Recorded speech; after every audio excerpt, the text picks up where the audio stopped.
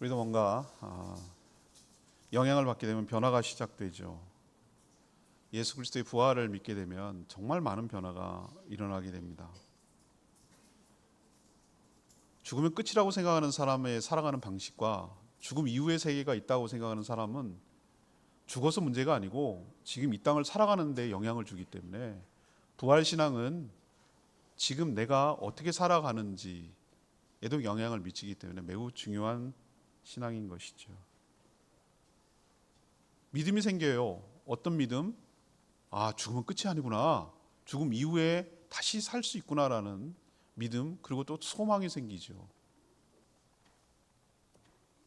그분이 이렇게 나를 사랑한다고? 이렇게까지 해서 나를 살리려고 한다고? 라는 하나님의 사랑이 믿어지니까 다른 사람을 비로소 여유 있게 바라보고 살아갈 수 있죠. 죽으면 끝이고 내가 죽기 전까지 어려움을 겪지 않아야 된다라고 생각할 때 사람들은 자원을 모으고 이기심을 가지고 악착같이 모으죠. 집착하죠. 그러나 하나님께서 끊임없이 공급해주고 이것이 전부가 아니고 하늘의 보화를 쌓는 것이 현명하고 지혜로운 청지기의 삶이라고 아는 사람에게는 움켜쥐는 것이 놓게 되죠. 이 땅에 영향을 주는 겁니다. 부활은 죽음 이후의 문제가 아니라 지금 여기의 문제입니다. 그리고 그런 사람들이 모여서 서로 아끼고 사랑하며 그 주신 은혜에 감사하며 찬양하며 더불어 그리스도의 증인으로서 살아가는 공동체가, 신앙 공동체가 바로 교회인 것이죠. 교회의 본질은 바로 예수 그리스도의 부활, 죽음과 부활을 믿는 사람들의 공동체가 교회입니다. 사람은 죽으면 끝이라는 무서운 고정관념이 있습니다. 한 번도 다시 산 적이 없으니까 그래요. 그러나 예수님께서 그것을 통렬하게 깨버리셨어요. 그 고정관념을 깨버리셨어요. 죽음을 죽였다라는 표현을 쓰고 있습니다. 성경을 잘 읽어보면 죽음의 기원이 어디서 왔는지 우리는 분명히 알아요. 처음부터 하나님이 인간을 창조하셨을 때 너 얼마큼 살다가 죽어라 라고 한 적이 없어요. 처음에는 영원토록 에덴 동산에서 청지기 줘서 사는 거였어요. 그러나 선악과를 먹고 죄를 짓고 하나님을 거역하고 하나님 앞에 패역하게 하고 하나님을 거스린 죄, 명령을 어긴 죄, 자기가 하나님이 되려고 한 그 죄 때문에 그 죄에 대한 결과, 그 죄에 대한 형벌로 죽음이 찾아온 거예요. 여러 가지 형벌이 있지만 공통적이고 남자건 여자건 모든 인류건 그 죄 가운데 태어난 모든 인류는 전부 다 죽는 것이 바로 우리가 죄인이라는 것을 증거하는 거예요. 오히려 그렇게 생각하셔야 돼요. 왜 사람이 죽는가? 우리가 죄인이기 때문에 죽는 것이다. 이렇게 받아들여야 돼요. 우리는 그렇게 생각해야 됩니다. 예수 그리스도께서 그 죄의 문제를 해결했어요. 인간 스스로는 죄를 해결할 수 없어요. 자기 문제에 빠져 있는 사람, 그래서 구원이에요. 불타는 집에 있는 사람이 끄집어내는 건 자기가 스스로 나올 수 없으니까 불타서 죽는 거 아니겠어요? 누군가가 거기 가서 끄집어내야 돼요. 그걸 구원이에요. 우린 죄와 사망과 사단의 권세 아래에 놓여서 죽을 수밖에 없는 존재예요. 예수가 끄집어냈기 때문에 구원이라고 말하는 거예요. 어떤 방식으로? 그 죄값을 대신 치러줌으로. 십자가에서 다 감수하고 고스란히 뒤집어 써서 우리 죄값을 치름으로 우리가 받아야 될 형벌을 없애주심으로, 대신 갚아주심으로 우리가 살 길을 열어주신 줄로 믿습니다.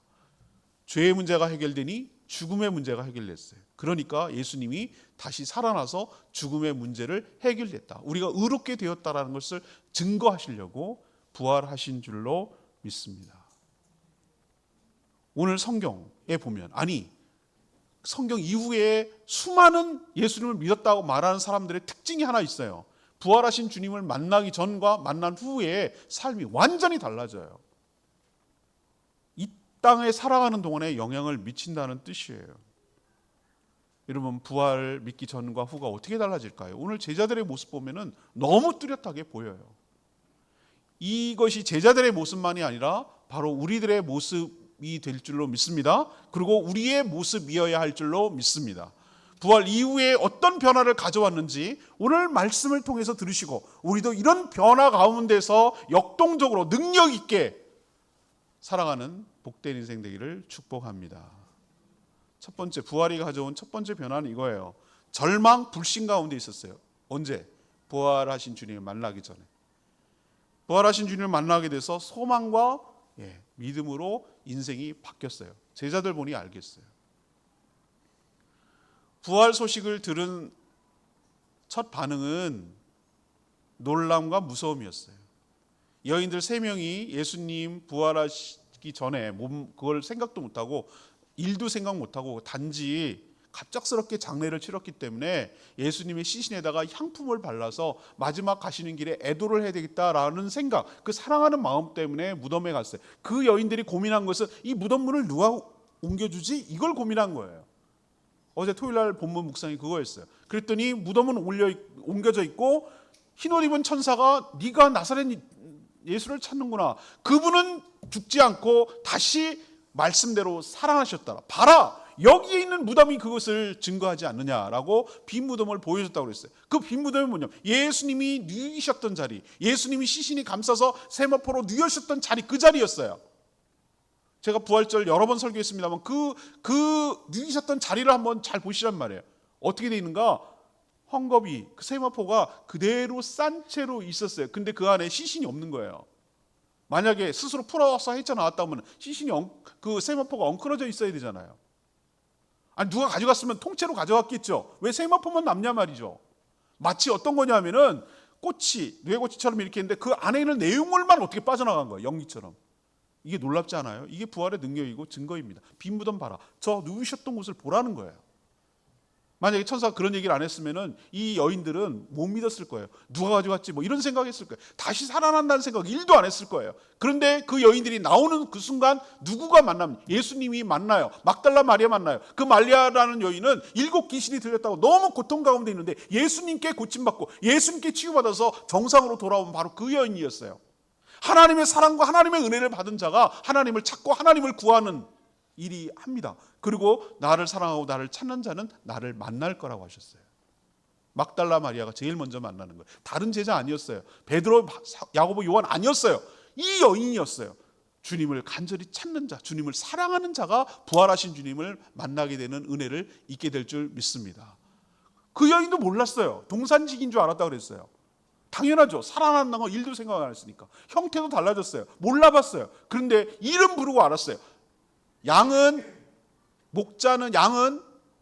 목자의 음성을 안다 그랬어요. 예수님의 이름을 아는 거예요. 내 이름을 불러주시는 예수님을 안 거예요.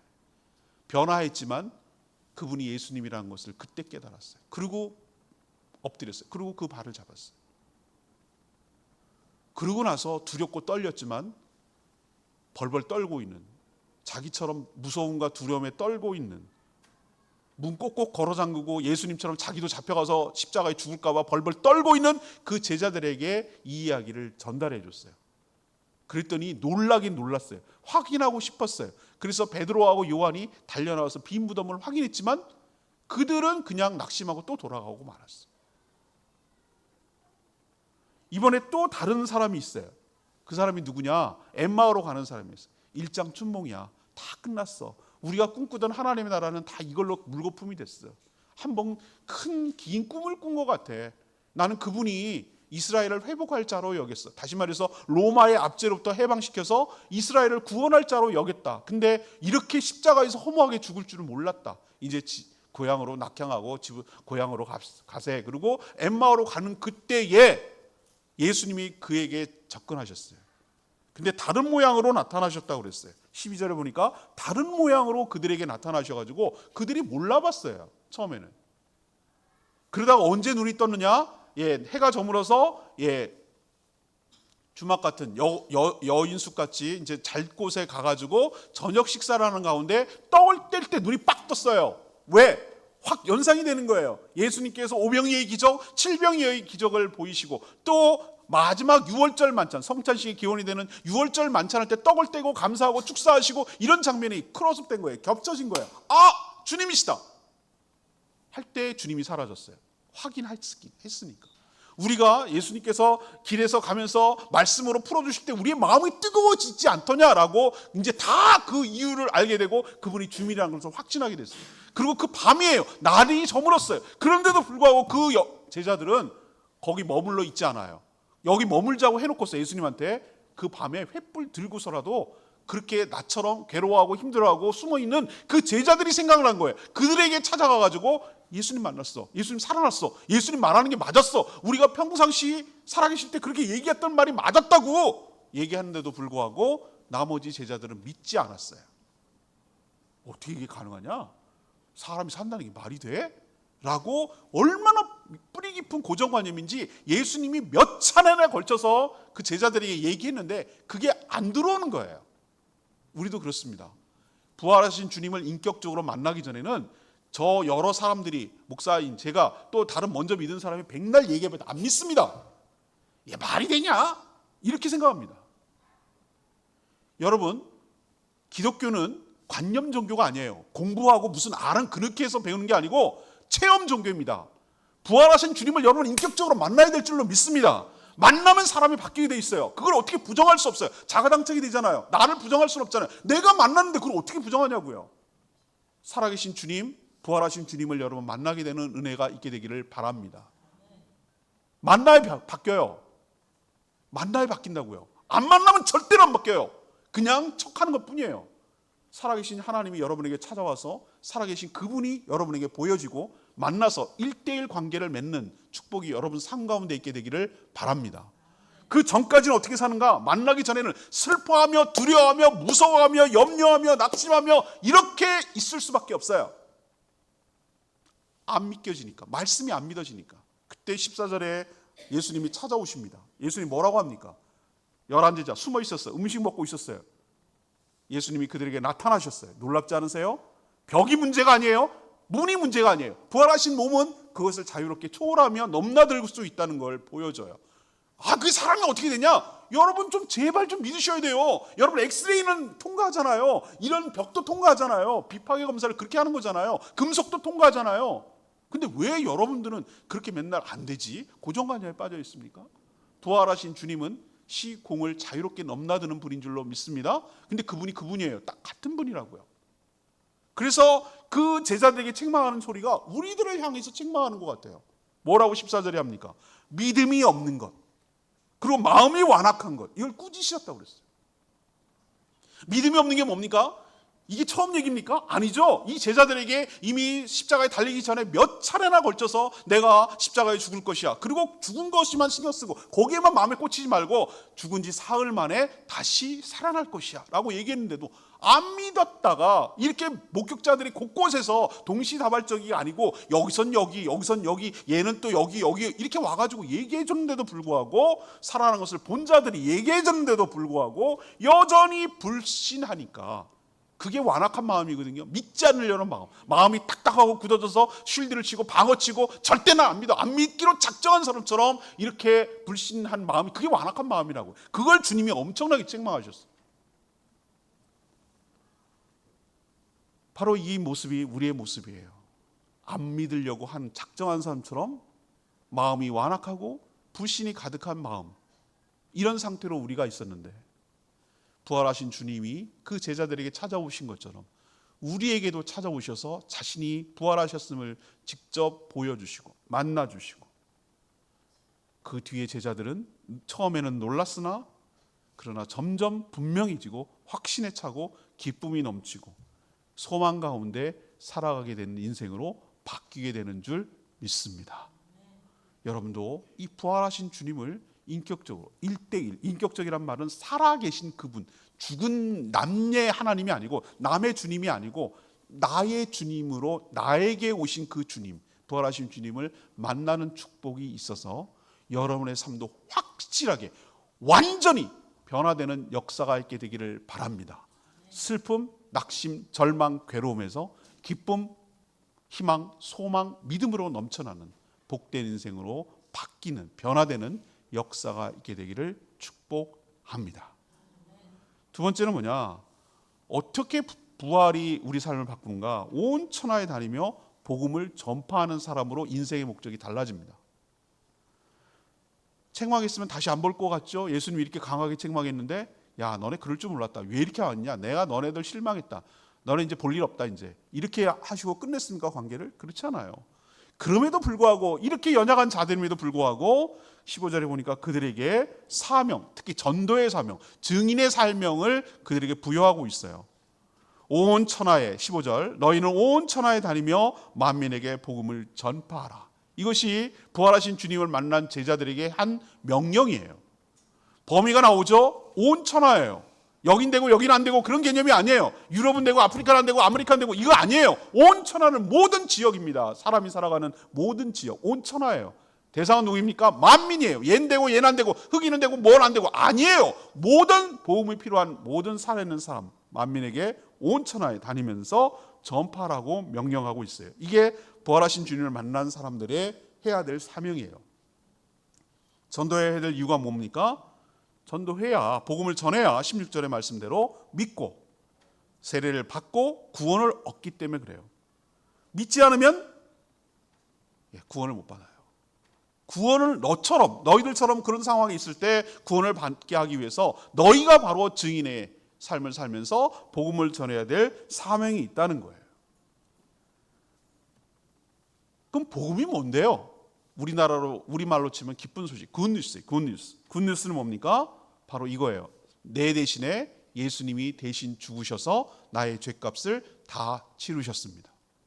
예수님이 다시 살아나셔서 예수님의 의로움이 우리에게 덧입혀져서 원래 우리는 죄인이지만 죄가 다 용서받은 의인이 돼서 하나님의 자녀로 거듭나고 하나님의 나라, 의로운 자만 갈 수 있는 하나님의 나라에 들어갈 수 있게 된 줄 압니다. 예수님의 죽음이 나의 죽음이고 예수님의 부활이 나의 부활입니다. 나도 예수님처럼 하나님의 능력으로 다시 부활할 수 있습니다. 죽음은 끝이 아닙니다. 죽음은 영생을 누리게 될 줄로 믿습니다. 이 압축된 말이 이 말이 예수님이 여러분 대신해서 죽으셨습니다. 예수님이 여러분과 함께 부활하셨습니다라는 말로 압축되는 거예요. 길게 풀으면 그렇게 된다는 뜻이에요. 이게 기쁜 소식이에요. 이게 기쁜 소식이에요. 이거보다 더 기쁜 소식이 인류에게는 없어요. 우리는 뭐 좋은 물건 싸게 사도 득템했다고 좋아하는데 그런 급이 아니에요. 죽으면 끝이 아니고 다시 살 수 있다는 소망. 우리는 죄인이라서 마땅히 하나님의 형벌을 받을 두려운 존재인데 그러나 예수님께서 다 받으셔서 우리는 받을 필요가 없게 되고 예수님처럼 부활할 수 있다는 소식이야말로 얼마나 좋은 소식입니까? 이 소식을 받아들이는 사람은 그 믿었다는 증거로 세례를 받게 되고 구원을 받게 되지만 끝까지 거부하는 자에게는 지옥 형벌만 있을 거라는 거, 이 복음을 전해야 될 책임이 먼저 믿은 우리에게 있는 줄로 믿습니다. 보세요. 전부 다 부활하신 주님을 만난 사람들은 다 공통점이 하나 있는데 그것을 전하지 않고는 견딜 수 없는 마음이 있는 거예요. 막달라 마리아 보세요. 주님을 동산지기인 줄 알았다가 부활하신 주님이라고 깨닫고 나서 만나고 나서 가만히 있었습니까? 어디부터 갔습니까? 무서워서 숨어서 벌벌 떨고 있는 그 제자들한테 찾아가서 얘기 전했잖아요. 엠마오로 가던 두 제자, 부활하신 주님을 몰라봤다가 다른 모양 나타나는 몰라봤어요. 그러다가 알게 되고 나서 그 밤중에 다시 돌아와가지고 벌벌 떨고 있는 그 제자들에게 또 역시 전하잖아요.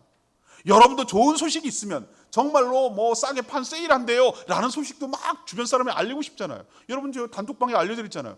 그 예수라는 뮤지컬 있잖아요. 제가 미국에 갔을 때 봤어요. 필라델피아에 있어요. 엄청나게 고가를 주고 돈을 주고 봤던 거 기억나요.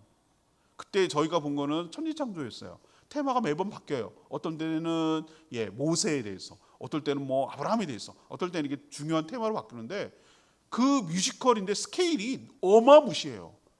아주 제가 기억하기는 한 사람당 $100 이상 주고 거의 이 뮤지컬을 볼 수 있는 정도의 급이에요. 근데 그 유료로 보는 건데 딱 3일 동안 보는 거예요. 왜? 이벤트 하는 거죠. 이벤트. 자기들 알릴 겸 해가지고 계속 그걸 보라는 거죠. 3일만 하고 딱 닫혀요. 3일만 하고 또 한국어 자막까지 나와요. 처음 듣는 것처럼 여러분 표정을 지금 아니 단톡방에 다 올려들었잖아요. 왜 근데 제 얘기하는 걸 마치 처음 듣는 제가 그걸 왜 알려줬습니까? 저도 들었지. 제가 그걸 어떻게 알겠어요. 막 제 신대원 동기들이 막 연락해줘. 이런 거 좋은 거 있는데 말이야. 막 이러면서 나한테 얘기해 주는 거예요. 좋은 거 있으니까 나누라는 거죠. 그러면 저만 알고 있습니까 이거를? 그래.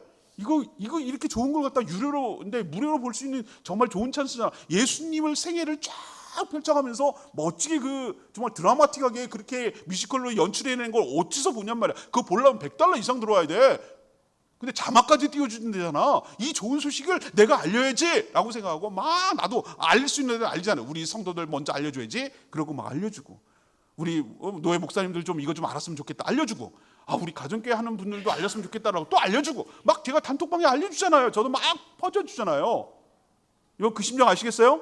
좋은 거 있으면 나누고 싶은 게 사람의 마음이라고요. 이 좋은 거 왜 나만 갖고 있냐고. 이거는 나도 거저 쓰니 나도 거저 주는 것이 그게 사람의 마음이잖아요. 여러분이 먼저 부활하신 주님을 만나서 구원을 받았어요. 근데 아직도 저렇게 모르고 살고 있는 사람들이 있어요. 안타까운 마음이 있잖아요. 저 사람도 좀 알았으면 좋겠는데, 저 사람도 삶이 바뀌었으면 좋겠는데, 저 사람도 행복하게 기쁘게 살면 좋겠는데, 알리고 싶은 마음이 생긴다. 여러분, 뭘 전하라고 합니까? 무슨 어떻게 교리로 설명하라고 그래요? 아니요. 막 달란 말이야. 엠마오로 가는 두 제자처럼 내가 만난 주님을 전하라는 거예요. 예수님 사셨어. 예수님 살아나셨어. 예수님 부활하셨어. 예수님 우리 죄값을 다 치르셨어. 우리도 예수님처럼 살아날 수 있어 라는 걸 전하라는 거예요. 뭐 이상한 거 전하라는 거예요? 내가 경험하고 내가 목격한 것을 전하라는 거잖아요. 그게 엄청난 능력이 있다는 거잖아요. 여러분도 부활하신 주님을 만났다는 증거가 뭔지 아세요? 부활하신 주님을 전하는 자로 살아가게 될 줄 믿습니다. 정직하게 얘기할까요? 내가 전도하지 않는 이유는 아직도 부활하신 주님을 못 만난 거예요. 확신이 없는 거예요. 이게 좋다는 걸 못 느끼는 거예요. 맛을 못 본 거예요. 정말로 좋은 음식을 먹으면 이거 맛있어, 너도 한번 먹어봐 라고 하는 거와 비슷해요. 이 음식도 그렇게 전하는데 부활하신 주님은 이거는 비교도 안 되잖아요. 그게 정말로 좋다면, 그게 정말로 내 인생을 바꿨다면, 내가 죽었던 존재가 다시 살 만큼 내 인생을 턴오버 시켰다면, 확실히 바꿨다면 이것을 안전하고는 견딜 수가 없어요. 너도 믿어봐. 너도 그런 은혜를 받아봐. 너도 정말로 달라질 거야 라고 전할 수밖에 없어요. 여러분도 부활하신 주님을 인격적으로 만나서 부활하신 주님을 전파하며 살아가는 것으로 인생이 턴오버되고 인생의 목적이 바뀌는 역사가 있게 되기를 축복합니다. 세 번째가 뭡니까? 뭐가 달라집니까? 주님과 함께하며 표적이 나타난다는 거예요. 이게 부활하신 주님을 만났을 때 변화예요. 변화. 오늘 주님께서 약속하신 것이 있어요. 17절 보세요. 믿는 자들에게 뭐가 따른다? 이런 표적이 따른다는 거예요. 표적이 뭔지 아십니까? 기적은 기적인데 하나님이 일으켰습니다. 하나님이 하셨다라는 특별한 스페셜한 기적을 표적이라는 말로 써요. 이건 하나님밖에 할 수 없고 하나님이 개입하시고 하나님이 영광 받으시기 위해서 행하는 것이야 라는 의미의 특별한 기적, 이걸 표적이라고 불러요. 네 가지를 언급했어요. 첫 번째는 뭡니까? 내 이름으로. 여기서 내 이름이 누구입니까? 예수 그리스도의 이름으로 귀신을 쫓아내며. 여러분 아멘이죠? 예수 그리스도의 이름으로 악한 영들이 떠나가는 역사가 일어납니다. 이건 저는 실제로 체험하고 경험했어요. 우리 교회에서도 앞으로 할 거예요. 이것은 저는 모든 이 말씀들이 지금도 일어난다고 저는 믿어요. 이건 예수님의 말씀이에요. 예수님의 약속이기도 하고 예수 이름에 권세가 있는 줄 믿습니다. 악한 영들이, 악한 귀신들이 예수의 이름 앞에 꼼짝도 못해요. 굴복당해요. 우리가 쫓아내야 돼요. 요즘도 귀신이 있습니까? 있습니다. 귀신이 있습니다.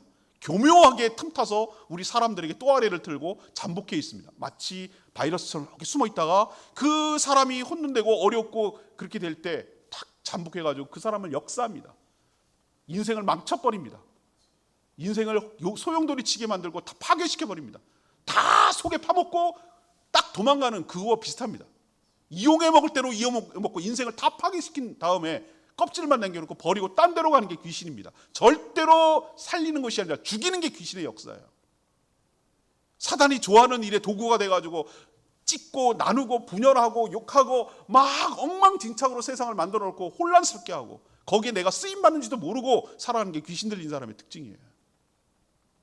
그런데 그렇게 우리보다 더 영적인 존재니까 강해 보이지만 예수의 이름 앞에 꼼짝도 못합니다. 우리 모든 성도들이 이 악한 영, 이 악한 귀신들로부터 해방되는 역사가 있게 되기를 축복합니다. 예수의 이름에 권세가 있습니다. 우리는 이 일을 하는 것입니다. 이 일을 할 때 하나님이 우리와 함께 하시고 우리가 예수 그리스도와 우리가 함께 하고 있다는 것이 증거가 될 줄 믿습니다. 두 번째 표적은 뭡니까? 새로운 말, 새로운 방언을 한다는 거예요.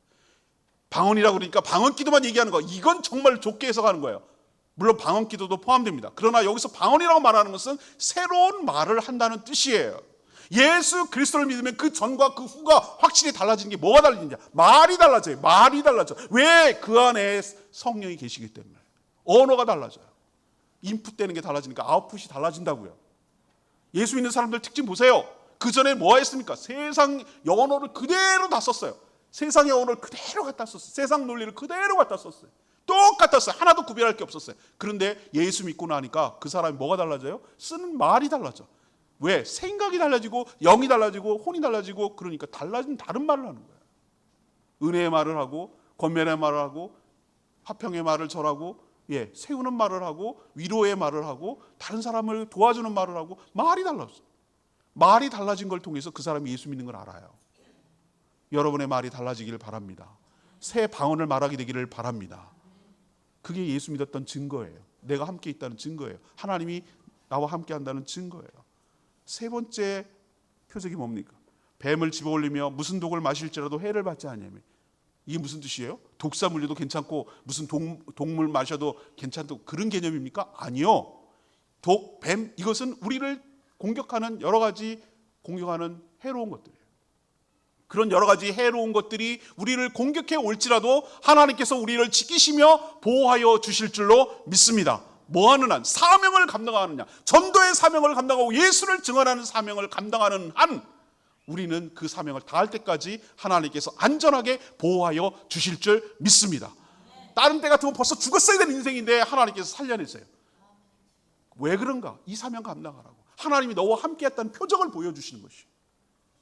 이런 은혜가 여러분 가운데 있게 되기를 바랍니다. 마지막에 뭡니까?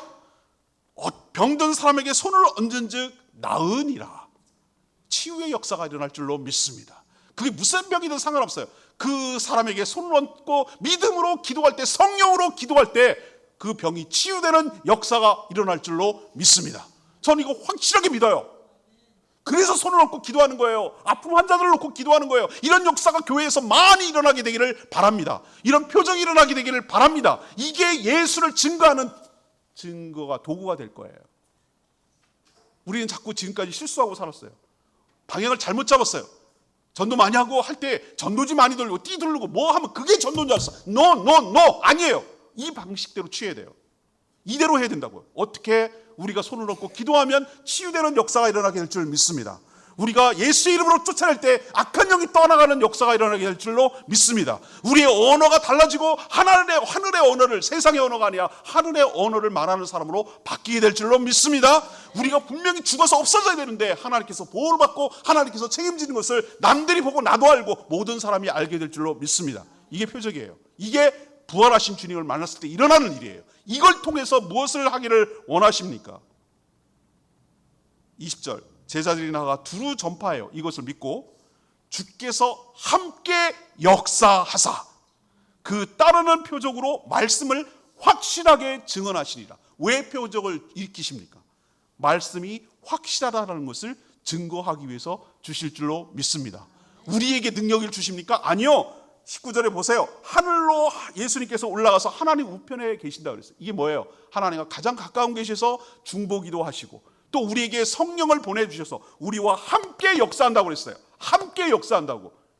하늘에 계신 주님께서 우리와 어떻게 함께 역사하겠습니까? 우리에게 보혜사 성령님을 보내주셔서 하나님의 영, 예수 그리스도의 영이 우리와 함께 하심으로 표적이 일어나서 그 우리가 전파하는 복음이 진짜라는 것을 증언하고 확신에 거하도록 증거해 주실 줄 믿습니다. 이게 바로 부활하신 주님을 만났을 때 우리의 변화예요. 오늘 여러분들은 어떤 지금 상태에 있습니까? 내가 부활하신 주님을 인격적으로 만나지 못하면 내 삶은 어떤 현상이 나타나는가? 여전히 우울하고 두렵고 불안하고 슬프고 염려되고 걱정되고 한순간도 제대로 편안하게 살 수가 없고 뭐가 아무 일도 없는데도 불구하고 괜히 두렵고 무섭고 불안하고 염려되고 걱정되고 우울하고 이렇게 살아갈 때 이게 뭘 말하는가? 부활하신 주님을 온전히 아직 못 만났다는 뜻이에요. 그러나 부활하신 주님을 정말로 만나면 사람이 생기가 돌아요. 흥분이 돼요. 뭔가 저 사람 왜 저래? 왜 달라졌지? 라고 생각되는 게 딱 한 가지밖에 없어요. 그 살아계신 주님, 이것을 다 초월해버리는 제일 끝판왕, 인간의 가장 끝지점, 절망이 죽음인데 그걸 갖다 넘어서 버렸으니까 죽어도 죽지 않는다고 하는 사람 앞에 감당해낼 게 없어요. 뭐라고 겁박을 줄 게 하나도 없어요. 죽어도 살겠고라고 말하는 그 사람 앞에 뭘 들이밀고 겁을 주겠어요. 죽으면 끝이라고 생각하는 것에서 넘어서 버렸는데 이제는 영생이 기다리고 있는데, 우리가 살아가는 시간과 비교도 할 수 없는 영원한 삶이 우리가 기다리고 있다는 생각이 들 때 얼마나 마음이 여유롭습니까? 얼마나 스케일이 큽니까? 얼마나 영혼을 바라보고 살아가는 사람에게 이것들이 얼마나 하찮게 느껴질 겁니까? 제가 애니메이션 영화 그 얘기 또 있잖아요. 개미들 막 나오는 거 하는 얘기. 거기 메뚜기가 거대한 깡패야, 깡패. 개미 세계 애니메이션 보셨어요? 그 애니메이션 하는데 맨 마지막에 너무 제가 인상 깊어서 그 계속 남잖아요. 개미 세계인데 인간의 세계로 줌아웃을 시켜요. 이렇게 막 개미들끼리 막 바글바글 거 지네 싸우고, 거기서 사랑도 하고 막 싸우고 막 이리끼리. 거기 세상과 똑같아. 사람 사는 곳이야. 거기가 사람 사는 곳이야. 똑같아. 사랑도 하고 싸우기도 하고 음모도 있고 막 그래요. 근데 거기서 감독이 줌아웃을 해요. 쭉 줌아웃해서 인간의 시점에서 개미들을 보는 거예요. 인간의 시점에 이렇게 쭉 해서 개미만큼 보여요. 그러니까 지네끼리 싸우고 뭐 하고 그러는 게 너무 하찮게 느껴지는 거예요, 우리는. 여러분, 관점을 바꾸세요. 하나님의 시각에서 우리를 바라보고 하나님의 시각에서 이 세상을 바라보게 되기를 원합니다. 하나님의 시각, 하나님의 시간 속에서 여기를 바라보라고. 우리는 그게 죽네 사네 그러고 막 너무 심각해. 꼭 개미들처럼 막 너무 심각해. 근데 하나님에는 그 문제거리도 안 될 줄로 믿습니다. 우리는 너무 힘들고 어려워. 근데 하나님 입장에서는 그 문제도 안 되고 일도 아닐 줄로 믿습니다. 우리의 눈이 확 떠서 부활하신 주님을 만남으로 삶이, 지금의 삶이, 죽어서의 삶이 아니에요. 지금의 삶이 완전히 달라지는 역사가 있게 되기를 축복합니다. 그 주님을 만나서 전파하는 사람으로 인생의 목적을 바꾸세요. 돈 버는 게 목적이 아니고, 내가 높아지는 게 목적이 아니고, 내 인생을 즐기고 행복하게, 그게 목적이 아니고, 이렇게 나처럼 힘들게 살았던 사람들을, 아직도 괴로움 속에 살아가는 사람들에게 이 기쁜 소식을 전파하는데 내 삶을 드리겠다고, 이걸 견딜 수 없다고, 이것을 안전하고 못 베겠다고, 그런 마음으로 살아가는 인생으로 바뀌어지는 역사가 있게 되기를 축복합니다. 너 보고 혼자 하라고 그래요? 아니요. 우리 보고 네 알아서 하라고 그래요? 아니요. 우리가 그 사명을 감당하면, 나가서 온 천하의 만민에게 복음을 전파하면 이런 표적이 따르리니, 병든 자가 질병이 낫고 귀신이 쫓겨나가고 새로운 방언을 말하고 어떤 독을 마실지라도 하나님께서 보호해주는 표적, 하나님이 함께 하시는 성령의 역사, 그것이 우리 삶 가운데, 우리 공동체 가운데 일어나게 될 줄로 믿습니다. 왜 그런 게 안 일어나니까? 안 하니까. 이 사명을 감당하지 않을 때 아무것도 안 일어나는 거예요. 이 사명을 감당하면 하나님께서 우리에게도 동일하게 이 말씀대로 놀라운 표적이 우리 교회와 우리 삶 가운데 일어나게 될 줄로 믿습니다. 이게 부활이 가져다 준 변화예요. 이런 변화가 우리 교회와 우리 삶 가운데 일어나게 되기를 축복합니다. 오늘 말씀 들고 기도하기 전에 우리